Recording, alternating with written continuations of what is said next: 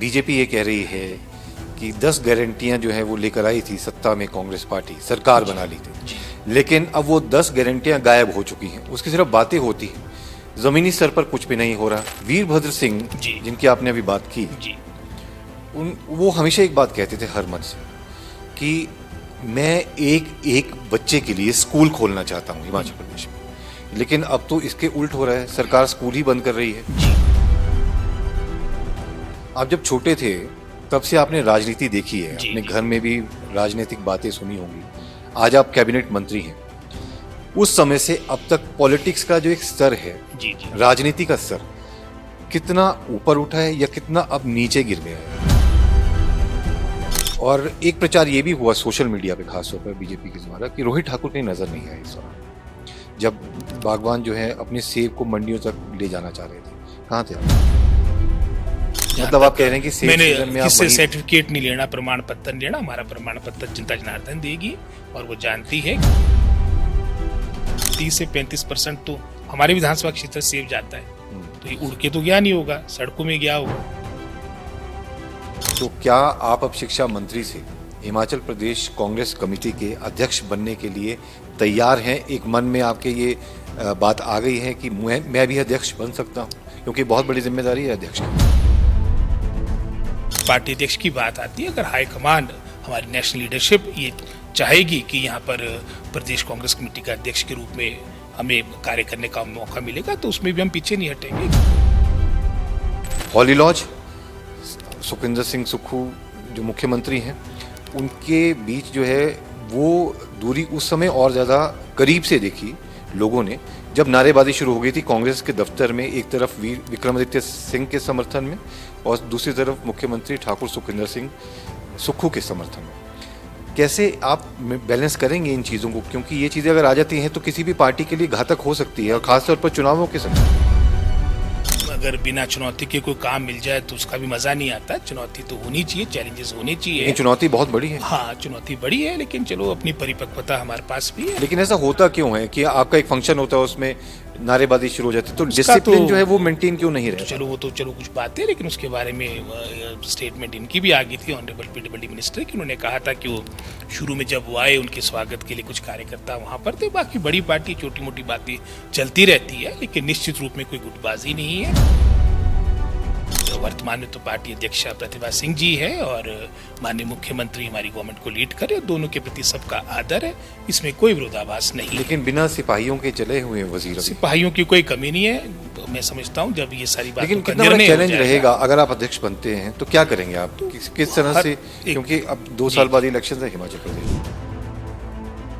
18% के आसपास जो टोटल आपका आउटले है, आपने शिक्षा पे उसका व्यय कर रहे हैं, तो उसका ही परिणाम था कि हम शिक्षा के क्षेत्र में टॉप 5 स्टेट्स में हुआ करते थे। 21 के सर्वेक्षण में आप 21वें स्थान पे पहुंच चुके। आपकी असर की रिपोर्ट ये भी 21-22 में आई। हेलो, नमस्कार, सत श्री अकाल। द मोहित डायरीज के इस खास एपिसोड में आपका एक बार फिर से बहुत बहुत स्वागत है। आज हमारे साथ खास मेहमान हैं हिमाचल प्रदेश के एजुकेशन मिनिस्टर रोहित ठाकुर। रोहित जी, बहुत बहुत स्वागत है आपका द मोहित डायरीज में। आपका भी बहुत बहुत धन्यवाद मुझे बुलाने के लिए। इस प्रोग्राम की शुरुआत करते हैं इस सवाल से, क्योंकि आप जहां पर रोहित ठाकुर का नाम आता है वहां पर कहीं ना कहीं जो हिमाचल प्रदेश के पूर्व मुख्यमंत्री रामलाल ठाकुर हैं उनका नाम भी आता है। आज आप कैबिनेट मंत्री हैं, लेकिन पॉलिटिक्स की शुरुआत आपकी कैसी हुई थी और यहाँ तक का मुकाम जो है आपका कैसा, आपने कैसे हासिल किया? आप जानते, जैसे आपने ठाकुर साहब की बात की, जो मैं समझता हूँ प्रदेश के बहुत ही आदरणीय नेता रहे हैं और एक तरह से कई दृष्टिकोण से उन्होंने इतिहास स्थापित किया। आज तक का हिमाचल का इतिहास है कि 9 मरतबा एक ही विधानसभा क्षेत्र से कोई अजय, मैं समझता हूँ, विजेता आज तक नहीं रहा। जो महेंद्र सिंह ठाकुर जी की बात करते हैं, वो 7 मरतबा अपने विधानसभा क्षेत्र धर्मपुर से विधायक रहे हैं। लेकिन ठाकुर रामलाल जी एकमात्र ऐसे राजनेता हिमाचल प्रदेश के रहे जो निरंतर 9 मरतबा जुब्बल कोटखाई विधानसभा क्षेत्र के विधायक रहे, 3 मरतबा मुख्यमंत्री रहे और साथ ही साथ प्रदेश के विकास और उत्थान में मुख्यमंत्री के रूप में भी, और विशेष रूप में जब वो डॉक्टर परमार जो हिमाचल के निर्माता रहे और उनकी अगुवाई में ही, उनके नेतृत्व में ही उन्होंने सारी अपनी राजनीतिक सीख अपनाई थी। हिमाचल के निर्माण में उनका बहुमूल्य योगदान रहा। और जैसे आपने मेरी बात की, आप जानते कि ठाकुर साहब के आकस्मिक निधन के कारण 2002 में ऐसी परिस्थितियां बनी। हालांकि चुनाव को मात्र कुछ महीने शेष रह चुके थे और ठाकुर साहब का जुलाई के महीने में उनका देहांत हो गया था। और उस वक्त पार्टी की अध्यक्षा मैडम विद्या स्टोक्स थी, हमारे सीएलपी के लीडर हमारे राजा वीरभद्र सिंह जी थे, और हमारी जो जनरल सेक्रेटरी थी मोहसिना किदवाई जी थे। और उस वक्त हमारे लिए, हमारे विशेषकर, क्योंकि आप जानते कि जिला शिमला कांग्रेस पार्टी का एक मजबूत गढ़ रहा है और जुब्बल कोटखाई एक तरह का जिला शिमला का केंद्र बिंदु की महत्वपूर्ण चुनाव क्षेत्र रही है, जहां से दो मुख्यमंत्री आपके ठाकुर रामलाल जी, वीरभद्र सिंह जी का भी दोनों का संबंध रहा। तो एक कांग्रेस पार्टी के समक्ष भी चुनौती थी कि हमने ये सीट जीतनी है, जो परंपरागत रूप से कांग्रेस पार्टी की सीट 1952-57 से रही है। तो उस वक्त इस तरह के हालात बने, इस तरह की परिस्थितियां बनी। हालांकि अगर आप देखेंगे, व्यक्तिगत रूप से कार्यकर्ता के रूप में अवश्य मैं एक्टिव था, सक्रिय था, लेकिन कोई बड़ा पद मेरे पास नहीं था। लेकिन जनता जनार्दन का एक इस तरह का, मैं समझता हूं, जो ठाकुर साहब की सेवाएं अपने विधानसभा क्षेत्र के प्रति रही, इस तरह का एक माहौल बना जिसमें मेरा नाम आगे किया गया। हालांकि बहुत सीनियर लीडर्स, क्योंकि जैसे मैंने पहले कहा, ठाकुर साहब की धरती रही है, उनकी कर्म भूमि रही है, वीरभद्र सिंह जी की कर्म भूमि रही है, तो निश्चित रूप में एक मजबूत सेकंड लाइन की लीडरशिप मेरे चुनाव क्षेत्र में भी थी। लेकिन जो आपका एक तरह का जो पब्लिक ओपिनियन था, जो आपके सर्वेक्षण आ रहे थे, उसमें कहीं ना कहीं मेरी बात आ रही थी। तो एक सहमति के साथ, एक तरह से कंसेंसस के साथ मुझे वहां से उतारा गया, क्योंकि आप जानते कि उस वक्त भारतीय जनता पार्टी के जो प्रत्याशी थे वो वहां से हमारे धूमल गवर्नमेंट में, प्रेम कुमार धूमल जी की सरकार में नरेंद्र बरागटा जी एक मजबूत भारतीय जनता पार्टी के कद्दावर नेता थे, तो उनका मुकाबला होना था। तो इसी दृष्टिकोण से कांग्रेस पार्टी ने एक मजबूत कांग्रेस पार्टी के प्रत्याशी के रूप में मुझे 2003 में उतारा था। और जुब्बल कोटखाई की जनता जनार्दन के आशीर्वाद से मुझे, मैं समझता हूं, जीत हासिल हुई थी। और हिमाचल विधानसभा का, विशेषकर कांग्रेस पार्टी का सबसे युवा विधायक, 28 साल की उम्र में मैं विधायक बन गया था। तो जुब्बल कोटखाई की जनता जनार्दन के आशीर्वाद से संभव हो पाया था। चलिए, आपने मेहनत की और आज आप मंत्री बन गए हैं। जी बाहर से तो बहुत अच्छा लगता है देखना, या आप सोचती भी होंगी यार मंत्री बनना है, जी लेकिन आप मंत्री बन गए। जी अब क्या चैलेंजेस हैं? अब वाकई जो एक मलाईदार पोस्ट लगती है मंत्री की, वाकई में अंदर बैठकर, कुर्सी बैठकर बड़ा कंफर्ट जोन में रहता है एक मंत्री। आप जानते हैं मोहित जी, वो तो अपना अपना दृष्टिकोण है। और मेरे लिए, चाहे वो मंत्री पद की बात हो, चाहे विधायक पद की बात हो, सीपीएस भी हम पिछली सरकार के दौरान रहे हैं, चाहे ऑपोजिशन में भी 2 मरतबा जनता ने हमारे को चुना नहीं, तो उस वक्त भी जो हमारी भूमिका थी विपक्ष की, उसको निभाया है। तो निश्चित रूप में एक रिस्पॉन्सिबिलिटी, जिम्मेदारी के साथ काम करना महत्वपूर्ण होता है। लेकिन जैसे लग रहा था कि एक मंत्री बनना है, चलो आए, गाड़ी मिली, बंगला मिला, कोठी मिली, और ड्राइवर्स, पीएसओ सारे मिल गए। बाकी में जो बाहर दूर से देखना था कि मंत्री जो है यार बहुत बढ़िया पद लग रहा है, तो मिल गया, कहावत तो कंफर्ट मोहित जी बड़ी पुरानी है, लुक्स आर डिसेप्टिव। और ज्यादा मेरा इतना इन बातों को लेके मुंह भी नहीं रहता है।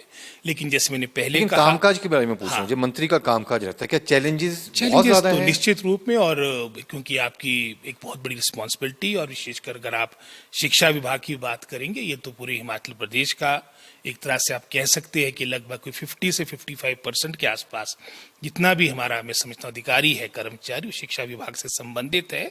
एक इस तरह से कहा जाता था कि शिक्षा विभाग एक प्रेशर वाला विभाग है, एक तरह से मैं समझता हूँ टेंशन वाला विभाग है।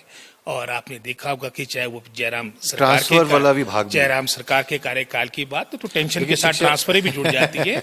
और चाहे पहली सरकारों की बात होगी, नॉर्मली आपके, मैं समझता हूँ, शिक्षा विभाग की जहाँ मंत्रियों की बात है, उसमें भी आमतौर पर रिशफल भी आपने देखने को मिला होगा। जैसे जयराम सरकार के कार्यकाल के दौरान, जयराम जी की गवर्नमेंट के दौरान भी आपने देखा होगा कि पहले सुरेश भारद्वाज जी थे, और उसके उपरांत गोविंद ठाकुर जी को एक महत्वपूर्ण कार्यभार दिया गया। 2022 का मुझे याद है, जैसे आप ट्रांसफर, टेंशन, प्रेशर की बात हम कर रहे हैं, लगभग 6 आपके सेक्रेटरी एजुकेशन आपके एक ही वर्ष में बदलेंगे, 2022 की बात कर रहा हूँ, तो मैंने प्रयास किया। हालांकि मैं कोई एकेडमिक बैकग्राउंड से नहीं था, लेकिन मेरा ये मानना है कि जो एक नेतृत्व की जो सबसे महत्वपूर्ण भूमिका होती है वो अपने विभाग में या जो आपको कार्यक्षेत्र दिया गया हो उसमें एक पॉजिटिविटी फैलाना हो और एक तरह से एक मजबूत इच्छा शक्ति के साथ अपना 100% कंट्रीब्यूट या योगदान देने की बात हो। क्योंकि आपने देखा होगा, जैसे मैंने पहले कहा, कि इस तरह की एक तरह से एक सोच थी कि बड़ा प्रेशर वाला ट्रांसफर डिपार्टमेंट ये शिक्षा विभाग को कहा जाता था।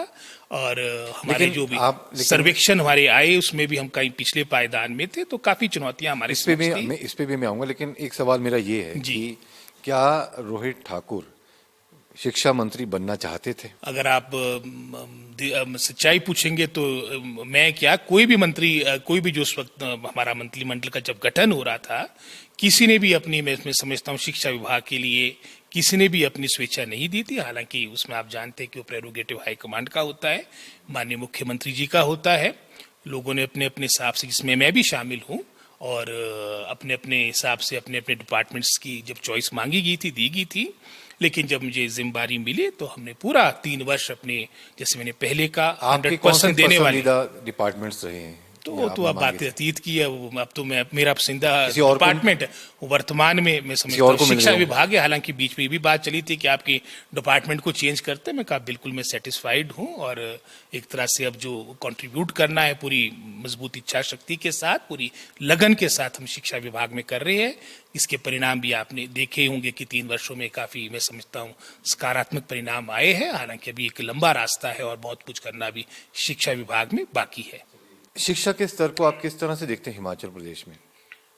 क्योंकि एक अभी ताजा मामला आया था और अब देश ने भी वो देख लिया है, बदनामी भी काफी हुई। एक तरफ सरकार कह रही है हम शिक्षा के क्षेत्र में बहुत ऊपर हैं, स्तर हमारा बहुत ऊपर है। एक में सवाल सुनिए, उसके बाद फिर मामला आ जाता है कि एक चेक साइन होता है, उस चेक में बहुत सारी मिस्टेक्स होती हैं, और उसके बाद जिस अतर सिंह नामक जो टीचर थे, उन्होंने वो जो चेक जिन्होंने भरा था, उसके बाद उनका सस्पेंशन किया गया, और वो एक क्लास 1 गेस्टेड ऑफिसर की तरफ से किया गया। और उस सस्पेंशन लेटर में भी कई मिस्टेक थी। प्रिंसिपल के स्पेलिंग्स ठीक नहीं लिखे गए, और सिरमौर के स्पेलिंग, क्योंकि सिरमौर से थे तो सिरमौर की जगह सिमौर लिख दिया, तो एक आध गलती और थी। तो ऐसे में ये जो शिक्षा व्यवस्था हम बात करते हैं, क्या ये व्यवस्था जो है, ये व्यवस्था परिवर्तन में ही आ जाता है? ये भी आप ये देखिए कि अगर हम थोड़े बैकग्राउंड में जाएंगे, शिक्षा की अगर हम हिमाचल प्रदेश की बात करेंगे, हमने एक लंबी यात्रा तय की है। एक वो हिमाचल भी था जब लिटरेसी रेट पूरे भारतवर्ष का 13% के आसपास था, हिमाचल प्रदेश का मात्र 7% के आसपास था। और अगर तो आप फीमेल लिटरेसी की बात करेंगे, वो मात्र 2% से भी कम थी। हो सकता है जैसे बीच में इस तरह के एक्सेप्शनल केसेस हुए प्रकरण के बारे में आपसे पूछ रहा हूं, इस तरह के केसेस हुए होंगे, लेकिन ये मात्र हिमाचल प्रदेश में नहीं है। दिल तो दुखता होगा ना कि हम एक तरफ, लेकिन वही बात है कि अब राम राज्य तो सब जगह संभव नहीं, कुछ ना कुछ कमियां, त्रुटियां रह जाती है, और हमारे स्तर पे भी रह जाती है। लेकिन निश्चित रूप में इन त्रुटियों को आने वाले समय में बेहतर किया जाए। जैसे अब यही था हमारे, जो आपने एक उदाहरण मेरे समक्ष रखा है, उसमें विभाग अपने स्तर पे, मैं समझता हूं, उन्होंने कार्रवाई की होगी। लेकिन निश्चित रूप में कमियां, चाहे डायरेक्टरेट की बात हो, चाहे हमारे सचिवालय की बात हो, कहीं ना कहीं कमियां रह जाती है। लेकिन ये भी समय की आवश्यकता है कि उनको दुरुस्त किया जाए, कहीं ना कहीं अकाउंटेबिलिटी तय हो। अकाउंटेबिलिटी तय होनी महत्वपूर्ण। अच्छा, फिर से एक बार शिक्षा की बात कर लेते हैं। चलिए ठीक है, आप कह रहे हैं कि इसको दूर किया जाए। वीरभद्र सिंह जिनकी आपने अभी बात की, वो हमेशा एक बात कहते थे हर मन से कि मैं एक बच्चे के लिए स्कूल खोलना चाहता हूं हिमाचल प्रदेश में। लेकिन अब तो इसके उल्ट हो रहा है, सरकार स्कूल ही बंद कर रही है। और बताया जा रहा है कि 50 बच्चे या 25 बच्चे ये जो है फलाने स्कूल में पढ़ते हैं, लेकिन हमने स्कूल बंद कर दिया। लेकिन उन बच्चों को अब और लंबी यात्रा तय करके जाना पड़ रहा है, कई गरीब बच्चे भी हैं उसमें। तो ये क्या कहीं, इसको क्या व्यवस्था परिवर्तन से ही जुड़े? नहीं, व्यवस्था परिवर्तन की बात नहीं है, लेकिन समय की आवश्यकता है। ये मात्र हिमाचल प्रदेश में नहीं, आप कहीं पर भी नजर डाल दीजिए। जब समय राज साहब की कथन की आप कोर्ट की बात करें, उस वक्त की समय के अनुसार उनकी मैं समझता हूँ स्टेटमेंट भी, मैं समझता हूँ, गलत नहीं थी, वो भी ठीक थी। उस वक्त 95% हमारे सरकारी स्कूलों में बच्चे जाया करते थे। आज स्थितियां भिन्न हो चुकी है। 2003 में जब मैं प्रथम बार विधायक बना था, अगर आप, मैं समझता हूँ, हमारे स्कूल की टोटल अगर आप 10th तक की बात करेंगे, लगभग कोई 9 साढ़े 9 लाख बच्चे हमारे सरकारी स्कूलों में जाया करते थे। आज वो मात्र 4-4.5 लाख के आसपास रह चुके हैं। में लगभग कोई 20-22 वर्षों की अवधि के दौरान जो आपका एक तरह से काफ़ी कमी आई है सरकारी स्कूलों में, वो आपके समक्ष है। और जो एक तरह का ये भी इम्प्रेशन दिया जा रहा है कि बहुत स्कूल्स बंद किए गए, मात्र 1300 के आसपास स्कूल्स बंद किए गए, जिसमें से लगभग कोई 600-650 स्कूल वो थे जहां पर एक भी बच्चा आपका शिक्षा ग्रहण नहीं करा था। स्कूलों का अर्थ है कि बच्चों के लिए स्कूल हो, टीचर्स पहले ही हमारे पास कमी, चाहे सरकार वो भाजपा की रही हो चाहे वर्तमान में कांग्रेस की है, तो एक टीचर्स की रिक्रूटमेंट पूरी करना, इन पोस्टों को फिलअप करना, ये भी एक मुख्य चुनौती होती है। भाजपा सरकार के कार्यकाल के दौरान आप देखा होगा कि आपने जो अप्रूवल्स भी हमारी कैबिनेट के द्वारा हुई, आपने रिकॉर्डेशन आगे चयन आयोग को दी, लेकिन जो रिक्रूटमेंट का प्रोसेस ही है वो इतना लंबा होता है, कई दफा कई तरह की अनियमितताओं की बातें भी उठ जाती, जिसके कारण पूरा प्रोसेस आपका, मैं समझता हूँ, जेपोटाइज हो जाता है। और उसके कारण भी बहुत से आपके हजारों की संख्या में पद आपके रिक्त रहते हैं। तो कहीं ना कहीं आज समय की आवश्यकता है कि हम अपने मैन पावर, अपने रिसोर्सेज, इसको रैशनलाइज करें, इसका युक्तिकरण करें, और जो संभव हो सकते हैं स्कूल, जो मैं समझता हूँ मर्ज हो सकते हैं, जो बहुत ही क्लोज विसिनिटी में है, उनको मर्ज किया जाए। मैं हमेशा एक, मैं समझता हूँ, उदाहरण भी देता हूँ कि हम आमतौर पे ये करते कि चुनाव आए नहीं कि हमने स्कूल खोलने शुरू कर दिए, कॉलेज खोलने शुरू कर दिए, जहां पर आपकी एक तरह की फिजिबिलिटी बनती है सर्वेक्षण के अनुसार, वहाँ वर्तमान में भी स्कूल खोले जाएंगे, कॉलेज खोले जाएंगे। लेकिन निश्चित रूप में आज हमारा जो पहला जो कर्तव्य डिपार्टमेंट का जो फोकस है वो क्वालिटी एजुकेशन का है, और साथ ही साथ जो खुले हुए संस्थान है, चाहे प्राइमरी स्कूल है, मिडिल है, हाई है, +2 है, कॉलेजेस है, इनको स्ट्रेंथन किया जाए। और हमने इसी सोच के साथ अपनी इन 3 वर्षों के आसपास की अवधि में लगभग कोई 7000 पद प्रिंसिपल, कॉलेज कैडर से लेके आपकी जेबीटी टीचर तक भरे हैं, और आने वाले समय में लगभग कोई 3101 पोस्टें हमने चयन आयोग हमीरपुर को भी भेजी है। तो एक तरह से हम कह सकते हैं कि रेगुलर तो ये पोस्टें तो बड़ी सालों से खाली हैं, कई अध्यापक, टीचर्स, फैकल्टी जो सरकारी स्कूलों में बड़े सालों से खाली है, और आप ये भी कह रहे हैं कि कई स्कूल जो है करीब 1600 के आसपास जो है 1300 के आसपास जो है वो बंद किए हैं, और 600 के आसपास वहाँ बच्चे थे ही नहीं, इस वजह से बंद। तो फिर ये दावा क्यों कि हिमाचल प्रदेश शिक्षक का स्तर बहुत ऊपर है? ये हमारा दावा नहीं है, गवर्नमेंट ऑफ इंडिया के सर्वेक्षण है। अब उदाहरण, लेकिन आप मानते हैं कि ये सर्वेक्षण में कहीं ना कहीं कमी भी है? 100% तो कहीं नहीं होता। अब चाहे आप किसी का सर्वेक्षण करवा ली, इंटरनेशनल एजेंसी का भी सर्वेक्षण करवा जाएंगे, तो उसमें भी कोई ना कोई त्रुटि रह जाती है, कोई ना कोई ह्यूमन एरर रह जाता है। लेकिन आप देखेंगे कि जो सर्वेक्षण हुए हैं वो आपका नेशनल असेसमेंट सर्वे का है, वो भी आपकी गवर्नमेंट ऑफ इंडिया का सर्वेक्षण था, जिसमें हमारी रैंकिंग जहाँ 2021 में हम 21वें स्थान पे पहुंच चुके थे। हालांकि ये भी एक फैक्ट ऑफ द मैटर है कि हमेशा शिक्षा के क्षेत्र में हिमाचल प्रदेश अग्रणी रहा, और उसका कारण यही रहा कि डॉक्टर परमार जो हिमाचल के निर्माता रहे, और उनके बाद जितनी भी आपकी सरकारें रही, उनकी प्राथमिकता, जैसे आपने राज साहब को कोट कर दिया कि चाहे एक भी बच्चा होगा हम स्कूल खोलेंगे, हमारी प्राथमिकता रही। इस साल भी अगर आप देखेंगे कई तरह की वित्तीय समस्याएं हैं, लेकिन उसके बावजूद भी मैं आभारी हूं माननीय मुख्यमंत्री का, अपने समस्त कैबिनेट कोलीग्स का। लगभग कोई 10,000 करोड़ के आसपास का बजट हमने 18% के आसपास जो टोटल आपका आउटले है आपने शिक्षा पे उसका व्यय कर रहे हैं। तो उसका ही परिणाम था कि हम शिक्षा के क्षेत्र में टॉप 5 स्टेट्स में हुआ करते थे। 21 के सर्वेक्षण में आप 21वें स्थान पे पहुंच चुके। आपकी असर की रिपोर्ट ये भी 21-22 में आई, इस सरकार के कार्यकाल के दौरान आई, जिसके अनुसार आपका 8वीं का बच्चा आपका 3rd का सिलेबस पढ़ने में समर्थ था। आज आप नेश में आपका नेशनल अचीवमेंट सर्वे में, जहां आप 21वें स्थान में, अगर आप स्टेट्स की बात करेंगे, नंबर 3rd है। अगर यूनियन टेरिटरीज को इंक्लूड करते हैं तब मिला के आप 28+8 यूनियन टेरिटरीज 36 बनती है, तब आपकी रैंकिंग 5th है। और इसी तरह से असर की रिपोर्ट के अनुसार भी, जो एक रेपुटेड हमारी विशेषकर एजुकेशन फील्ड में एक अच्छी संस्था एनजीओ है, उसके अनुसार हम रीडिंग और लर्निंग लेवल में केरला से भी बेहतर आंके गए हैं। तो जितने भी परफॉर्मेंस ग्रेडिंग इंडेक्स की बात हो, जैसे आपने टोटली लिटरेट स्टेट की बात हो, 5-7 स्टेट है, उसमें हिमाचल प्रदेश, गोवा टॉप आपकी स्टेट्स है जहां पर आपकी सर्वाधिक लिटरेसी रेट है। जैसे उदाहरण के तौर पे हमारा बहुत बड़ा क्षेत्र, विशेषकर अगर कांगड़ा की बात करें, हमीरपुर, ऊना की बात करें, आज वहां पर अगर जो पंजाब से कटकर हिमाचल में आया है, आपका जो लिटरेसी रेट पंजाब का है वो 83% है, लेकिन हिमाचल प्रदेश का इट इज मोर देन 99%। हम सब के लिए, सभी हिमाचलियों के लिए बड़ी गर्व की बात है। आपने कहा आप शिक्षा विभाग कभी लेना ही नहीं चाहते थे, और अब जो है अब छोड़ना नहीं चाह रहा।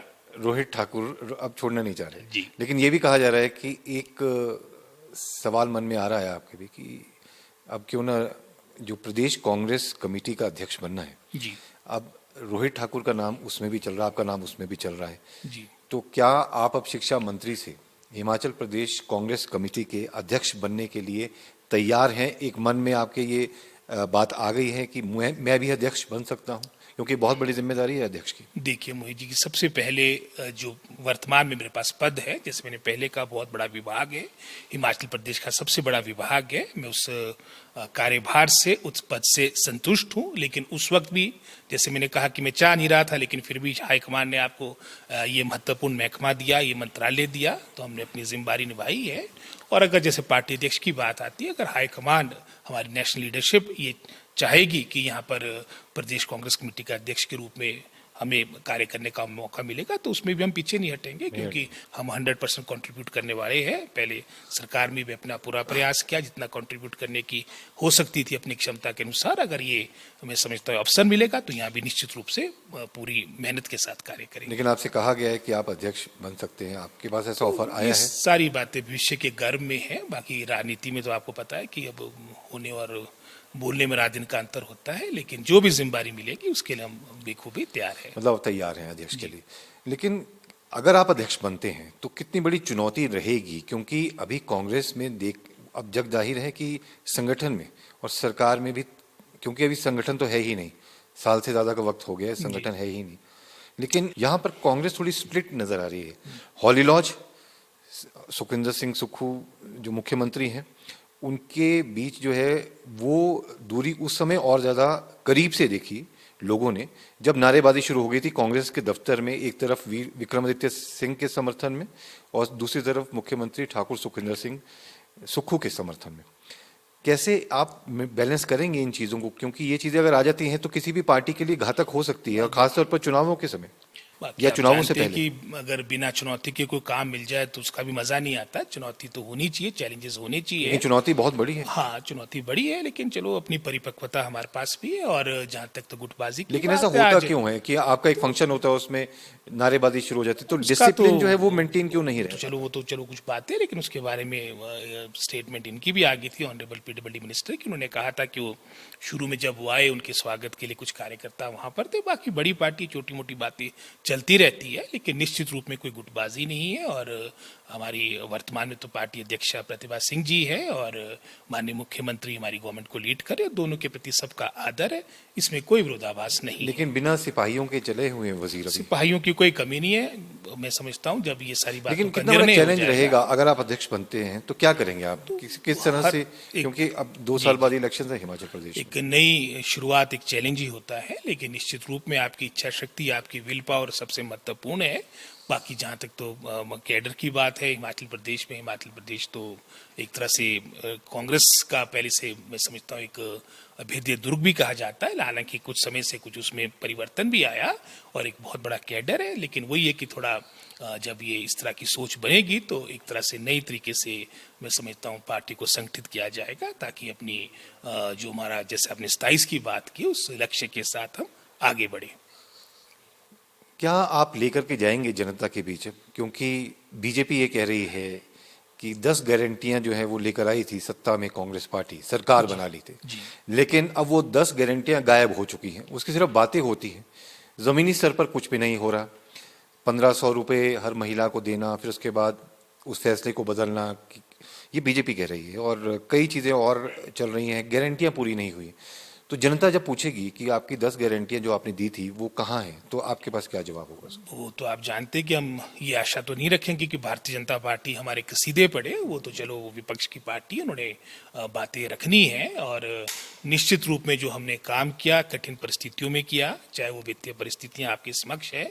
जब हम 2022 के अंत में जनता जनार्दन हिमाचल प्रदेश के आशीर्वाद से सत्ता में आए थे, लेकिन अगर आप अध्यक्ष बनते तो चैलेंज 76,000 करोड़, चाहे वो अध्यक्ष की बात हो चाहे मंत्री की बात हो, अल्टीमेटली पब्लिक के बीच जाने वाली बीजेपी बात के है। आरोप को कैसे देखते हैं? यानी बीजेपी जो है उनका वो तो विपक्ष के रूप में उन्होंने तो बातें रखनी मतलब है, वो सच नहीं कह रही है। ना, तो वो तो उनकी तो राजनीतिक बात होगी, उसको हम 100% लेकिन नहीं गारंटी कह कब तक सकते। पूरी हो बाकी जाएगी? उनका रोल है, उनका कर्तव्य है लेकिन कि जनता हमारे को के भी साथ जो गाफ वायदे है। किए हैं वो कब तक पूरे करेगी सरकार? बाकी जो जनमत मिला है 5 वर्ष के लिए मिला है, लेकिन जैसे मैंने पहले कहा, कितनी कठिन वित्तीय परिस्थितियां हैं। उदाहरण के तौर पे अब कितना नुकसान हमारे को प्राकृतिक आपदा 2023 में हुआ, और 2023 का भी जो आपका पीडीएनए की जो हमारे को राहत मिलनी थी अभी मिली, कहने को 2000 करोड़ है, लेकिन 2000 करोड़ में भी लगभग 500 करोड़ के आसपास की वो राशि है जो हिमाचल प्रदेश सरकार ने देनी है।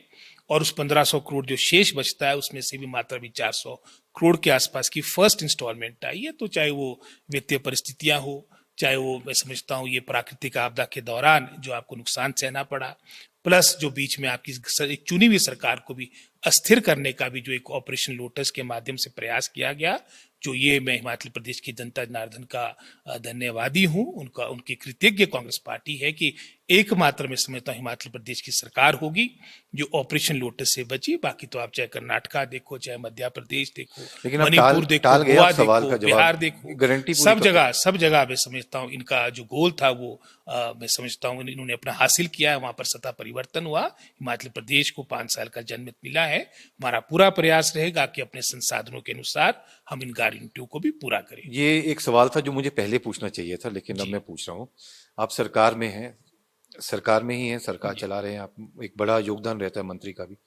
सरकार कैसे चल रही है, रिस्पांस कैसा मिल रहा है, जनता के बीच रिस्पांस कैसे मिल रहा है? आप नंबर देखिए एक, कि व्यवस्था परिवर्तन का एक नारा दिया था, तो व्यवस्था परिवर्तन क्या आपको लगता है, रोहित ठाकुर को क्या लगता है कि व्यवस्था परिवर्तन क्या सही दिशा में जा रही है? जी क्या व्यवस्था परिवर्तन जनता के लिए बेहतर है? क्या व्यवस्था परिवर्तन से प्रदेश आगे बढ़ रहा है, विकास आगे बढ़ रहा है? इसका सबसे बड़ा मानक यही होता है कि आप जैसे कह रहे कि जनता जनार्दन के बीच किस तरह का रुझान है कि जितने भी अभी तक के चुनाव हुए, पार्लियामेंट इलेक्शन की बात मैं नहीं कर रहा हूं, उदाहरण के तौर पे हमारी चाहे वो कॉरपोरेशन का इलेक्शन शिमला की बात हो, चाहे वर्तमान में आपके आपके जो 9 जगह आपके उपचुनाव हुए जहां पर हमारे ये हमारे एमएलए को सीट किया गया था, वहां पर भी 6 सीटों पे कांग्रेस पार्टी जो हम 34 पे पहुंच गए थे वो आप पुनः 40 पे पहुंचे हैं और आने वाली चुनौतियों के लिए भी हम तैयार है। जहां तक व्यवस्था परिवर्तन की आप बात की, माननीय मुख्यमंत्री जी का ये रहता है नैरेटिव, लेकिन हमेशा एक इम्प्रूव करने की, बेहतर करने की हमेशा गुंजाइश होती है और उसके लिए निरंतर हम सब प्रयास करते रहेंगे। आपके और मुख्यमंत्री के रिश्ते कैसे हैं? अगर पर्सनली देखा जाए तो कई खबरें बाहर आती हैं और मनमुटाव की स्थिति जो है वो उसकी स्पष्ट जो है वो बाहर निकलती है। जी जी तो ऐसे ये खराब क्यों हुए? क्योंकि बेहतर थे, काफी अच्छे थे। अगर आपकी बात कर ली जाए और मुख्यमंत्री की बात की जाए तो शुरुआती दौर अगर देखा जाए सरकार का, आप मंत्री भी उसी वजह से बने थे कि आपके रिश्ते बहुत बेहतर थे और आप कैपेबल भी हैं। जैसे आपने कहा, एक लंबा एक मेरा करियर रहा है, पॉलिटिकल करियर। गड़बड़ कहाँ से शुरू हो गई? गड़बड़ कुछ नहीं, अब आप चाहेंगे तो गड़बड़ हो सकती है, लेकिन ऐसी कोई गड़बड़ नहीं है। बाकी डेमोक्रेसी है, इसमें मतभेद हो सकते हैं पर मनभेद कोई नहीं है, और मतभेद भी मैं समझता हूँ समय के अनुसार तो अगर मैं पूछूं मतभेद क्या है तो आप बताएंगे? उत्तर निकल जाता है। तो ऐसे कोई मतभेद इतने कोई बड़े भी नहीं है। तो सबका ध्येय यही है कि आने वाले समय में हमारी पार्टी और काम हो रहे मजबूत हैं हो और हमारे जो हम जिस एजेंडे के साथ सत्ता में आए हैं उसको उसको हम पूरा करें, जनता जनार्दन से जो वादे किए उसको पूरा करें। तो ये भी कहूंगा। तो मतभेद हैं, लेकिन वो आप तो बताएंगे? डेमोक्रेसी में कहानी मतभेद होती है, सब जगह होते हैं। ये तो लेकिन गुमराह करने वाली बात है कि अगर ये बोले कि हमारे कोई मतभेद नहीं, वो समय के अनुसार उसका मैं समझता हूँ उनका निपटारा भी होता है, पर मनभेद नहीं होनी चाहिए। हमारे कोई मनभेद नहीं। लेकिन एक खबर वो भी आई थी कि आप कैबिनेट की मीटिंग में इमोशनल होकर के वहां से चले गए थे, आपकी आंखों में आंसू भी थे। नहीं नहीं, क्या बात हुई थी? आंसू तो मीडिया आप वालों बता ने डाल सकते दिए, हैं? मेरी आंखें थोड़ी लाल रहती है, लेकिन वो मुझे जाना था, मुझे याद है कुछ शायद वो बेटे का स्कूल में उस दिन हॉलीडे होनी थी, मेरे आइटम्स थे भी नहीं, लेकिन क्योंकि उस वक्त काफी नाजुक दौर था, ये ऑपरेशन लोटस का चला हुआ था, फिर मुकेश जी आ गए कि इसको मीडिया अलग तरीके से फिर हाईलाइट ना कर दे इस बात को, तो मैं वापस आ गया था। कोई इतना बड़ा इशू नहीं है। तो शायद लेकिन कोई 2023 या कोई 24 कहते की बात हुई थी ऐसे बैठक में कि कुछ आपने अपनी कोई बात रखी थी, वो लोगों की मानी नहीं गई? बात होगी। नहीं नहीं, ऐसी बात नहीं, मेरी सारी बातें लिटरो सुनरो मानते हैं, है ना जी। आप जब छोटे थे तब से आपने राजनीति देखी है, जी अपने जी घर में भी राजनीतिक बातें सुनी होंगी। आज आप कैबिनेट मंत्री हैं। उस समय से अब तक पॉलिटिक्स का जो एक स्तर है, जी जी, राजनीति का स्तर कितना ऊपर उठा है या कितना अब नीचे गिर गया है? वो चाहे राजनीति का स्तर हो, चाहे सोसाइटी का स्तर हो, सारी बातें मिली हुई है। और निश्चित रूप में जो पुराने लीडर्स थे उनकी अपनी मैं समझता हूँ सोच हुआ करती थी, उनके हाई वैल्यूज हुआ करते थे, उनके अपने नियम हुआ करते थे, प्रिंसिपल्स और उनके मूल्य हुआ करते थे। तो वो जो डिग्रेडेशन है वो तो सब जगह देखने को आपको मिलेगी। वो चाहे आप जर्नलिज्म की बात कर लो, चाहे वो राजनीति की बात आती, सोसाइटी एज होल की बात आती है। तो जो पिछला दौर था वो एक गोल्डन एरा था, लेकिन अब वक्त के अनुसार सबको चलना है और अपने आप को मैं समझता हूँ उसमें रेलिवेंट भी रखना, ये भी महत्वपूर्ण है। तो फर्क तो है ही है। सर मतलब गिरा है कह रहे हैं थोड़ा तो सा। आपके सामने ही है। आपके विधानसभा क्षेत्र की बात कर लेते हैं, जी जुब्बल कोटखाई। जी सेब सीजन था, वहां पर भी बहुत प्रचार ये हुआ कि लैंडस्लाइड्स हुए, सेब बागीचों से निकल के पहुंच नहीं पाए, हालांकि बारिशें इतनी हुई कईयों बागवानों के तो सेब ही खराब हो गए। और एक प्रचार ये भी हुआ सोशल मीडिया पे खासतौर पर बीजेपी के द्वारा कि रोहित ठाकुर कहीं नजर नहीं आए इस दौरान, जब बागवान जो है अपने सेब को मंडियों तक ले जाना चाह रहे थे। कहाँ थे आप? तो आप जानते हैं कि अगर इतना सेब आपका मार्केट में गया है तभी गया होगा जब सरकार ने व्यवस्था की होगी। और इस साल का आप जानते हैं कि कितना नुकसान आपका पूरे प्रदेश में हुआ, जिसकी शुरुआत पहले चंबा में हुई, जिसकी शुरुआत मंडी जिले में हुई, कुल्लू जिला में हुई, और अगस्त के आखिरी आखिरी तक आपका जिला शिमला भी पूर्ण रूप से प्रभावित हो चुका था। और विशेषकर अगर हम अपने क्षेत्र की बात करें, एक स्तर पे तो हमने प्राकृतिक आपदा के साथ तो लड़ाई है ही है कि किस तरह से आपका जनजीवन सामान्य हो, साथ ही साथ सेब का विपणन भी एक मुख्य चुनौती रहता है, चैलेंज रहता है, तो उसके लिए प्रयास हुए।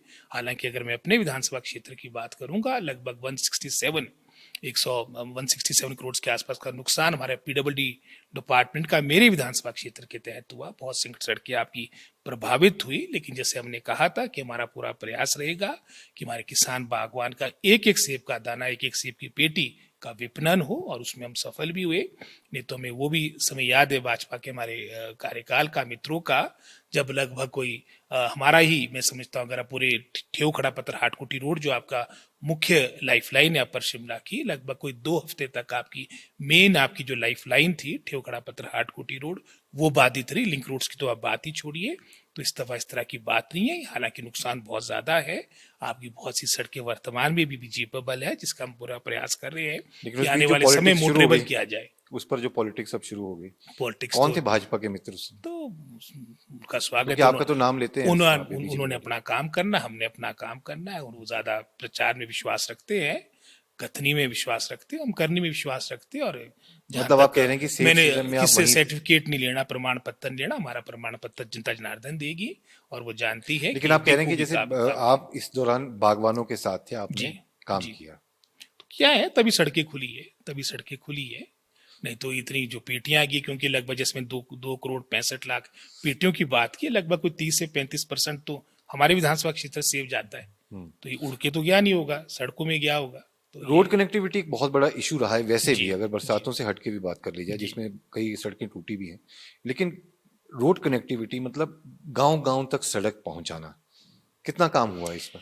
इसके लिए मैं भाग्यशाली हूँ। जैसे मैंने पहले कहा कि हमारी कॉन्स्टिट्यूंसी वेल नर्स कॉन्स्टिट्यूंसी है। हमारे ठाकुर रामलाल जी की हमेशा प्राथमिकता रही। डॉक्टर परमार जैसे कहा करते थे कि सड़कों में अगर हमने अपने क्षेत्र में अगर विकास करना, सड़कों को प्राथमिकता देनी होगी।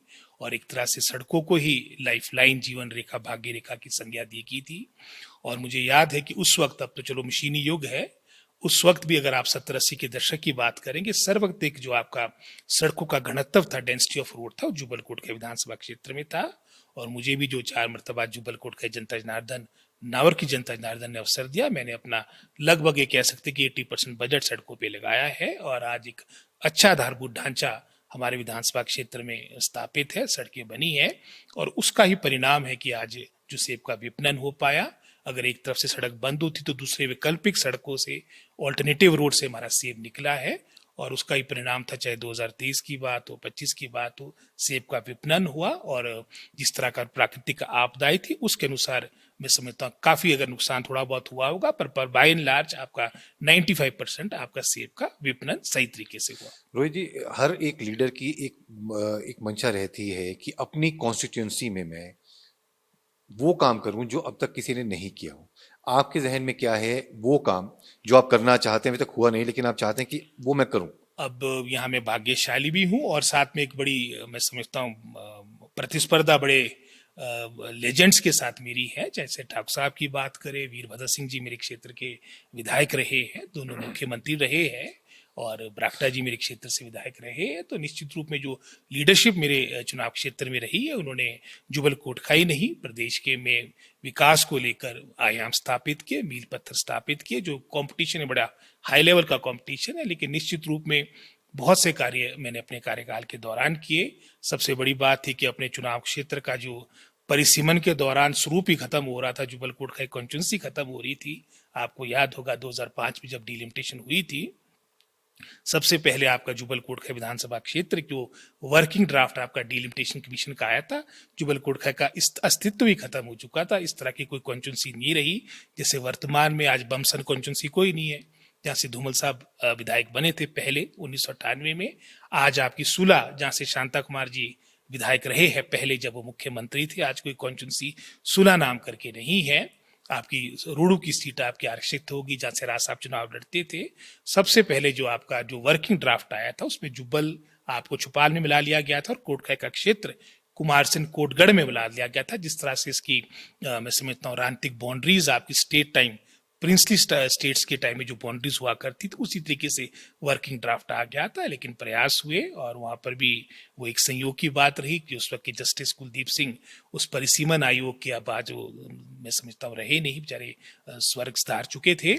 उस वक्त आपके उनके वो ठाकुर रामलाल जी के आपकी जलंधर में जब वो लॉ करते थे, इकट्ठे उनके सहपाठी रहे, तो एक संयोग बना, जुबल कोटखाई का अस्तित्व बना रहा। और विकास के दृष्टिकोण से चाहे शिक्षण संस्थान की बात, तो मुझे याद है पहले कार्यकाल के दौरान 2003 से 7 के बीच 18+2 राज साहब ने उस वक्त शिक्षा विभाग में उनके पास था, रोडू विधानसभा क्षेत्र के लिए दिए थे, और 23+2 और उन्होंने जुबल कोटखाई विधानसभा क्षेत्र के लिए, जो पूरे हिमाचल प्रदेश में सर्वाधिक थे, उन्होंने मेरी विधानसभा क्षेत्र में दिए। बहुत से मैं समझता स्वास्थ्य संस्थान, अगर पिछली सरकार के कार्यकाल की बात करेंगे, सर्वाधिक आपकी कोई 10-11 पीएससी जुबल कोटखाई विधानसभा क्षेत्र में दी। सड़कों का जाल बना, 2 नेशनल राष्ट्रीय उच्च मार्ग आपके जुबल कोटखाई विधानसभा क्षेत्र में।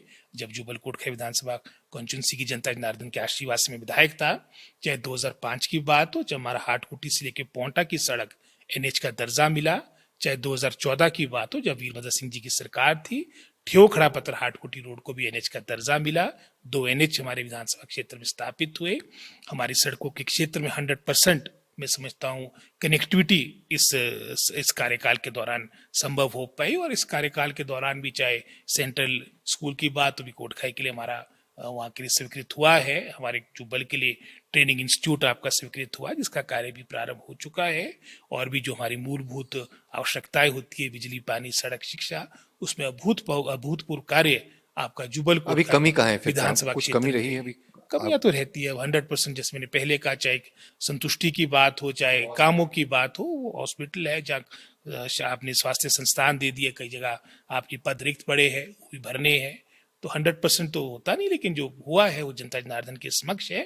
तो यही कारण है कि इन विपरीत परिस्थितियों में, नहीं तो आप जानते हैं कि गवर्नमेंट के खिलाफ इलेक्शन लड़ना भी कोई सरल काम नहीं था।